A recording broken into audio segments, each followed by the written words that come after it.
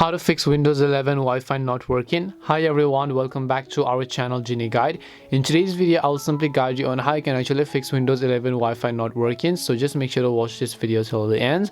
In order to fix Windows 11's Wi-Fi not working, so let's say you're not being able to connect to the internet or anything.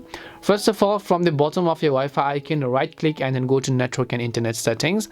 So once you go to Network and Internet Settings, go to Advanced Network Settings here and then just go to Network Reset. So first of all, what you want to do is just click on the Reset Now button and then it will reset your network settings to its default values. So if you change any setting, it's going to reset them, and then you have to just go ahead and turn on your Wi-Fi and then just connect them back again. This is the first solution and it could be effective for you. If this doesn't work, then the second solution is to just go ahead and then open up your device manager.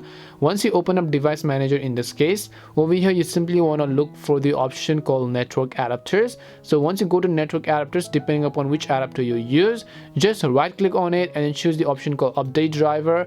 Now if you are connected to the internet, then of course you can just select search automatically for drivers, but if you're not connected with any internet, right click on update driver, choose browse my computer for drivers, and then let me pick a list of available drivers. Choose your driver and then just click on next, and then the driver is going to be installed automatically on your device. If this doesn't help, I can only suggest you one solution, and that is to simply go ahead and then open up your settings. Once you open up your settings, go to the option called Troubleshoot over here. Once you go to Troubleshoot, you can select recommended troubleshooter history, or you can select other troubleshooters, and in this case you can select internet connection at the top. Just click on run. It will detect any type of issues you have with the internet connection, and then just select it, configure the changes, apply the changes, and this should solve your problem.